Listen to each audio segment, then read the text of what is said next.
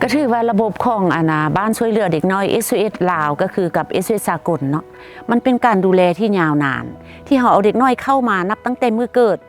จนถึงอายุ23 ปีฉะนั้นพวกเราใช้เวลาดูแลและก็พัฒนาให้กับเจ้าได้มี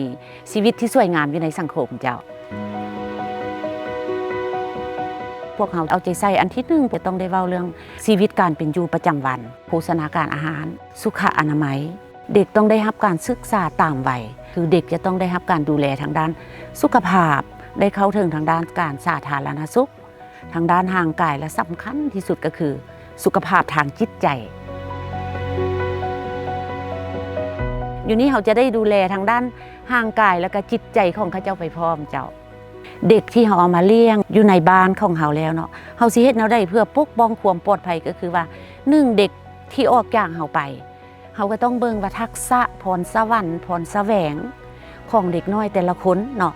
ว่าผู้นี้เขาเจ้าอ่อนตัวใดเขาเจ้าแข็งตัวใดเขาก็ส่งเสริมไปตามความอาจสามารถความมักของเขาเจ้า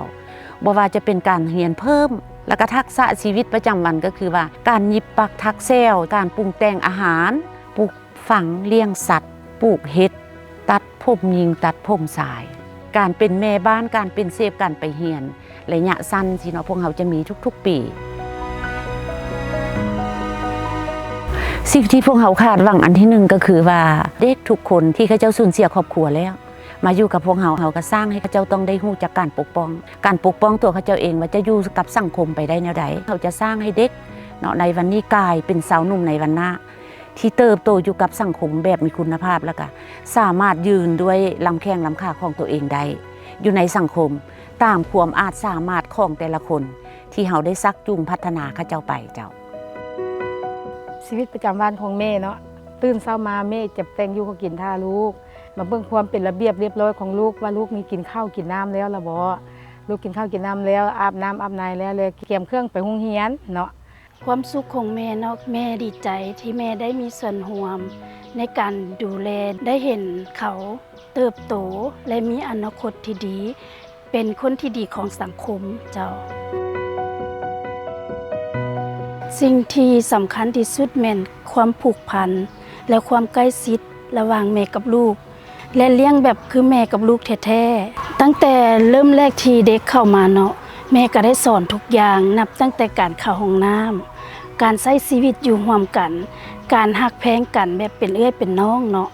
ว่าลูกนี่เข้ามาเป็นลูกของแม่แล้วเด้อ1ต้องรู้จักฮักกันถึงว่าพวกลูกสิมากันคนละบอนคนละทีแต่พวกลูกต้องมีความสามัคคีฮักช่วยเหลือซึ่งกันและกันและแม่ถึงว่าแม่นี่สิบ่แม่นแม่แท้ๆของลูกแต่แม่ก็ฮักพวกลูกคือลูกแท้อยู่บ้าน SOS นี่น้องมักเกี่ยวกับการเป็นอยู่นี่เพราะว่ารู้สึกว่าสงบดีเรารู้สึกว่าได้รับความอบอุ่นจากแม่ๆและก็นาๆอาวๆได้เรียนการใช้ชีวิตนำหมู่ๆและก็นำป้านำอาวได้เรียนการเฮ็ดเวียกประจำวันชีวิตแล้วก็ได้การเรียนการศึกษาอนาคตในว่าน้องอยากเป็นศิลปินที่มีชื่อเสียงทางด้านดนตรีอยากใช้เครื่องดนตรีนี้สืบต่อในอนาคตความฝันของน้องเมนในอนาคตน้องฝันว่าน้องอยากจะเป็นไกด์นำเที่ยวเพราะน้องเป็นคนหนึ่งที่มักในการเรียนภาษาต่างประเทศและก็มักการท่องเที่ยวมักความเป็นอิสระไม่อยากเป็นทหารเพื่อรับใช้ประเทศชาติ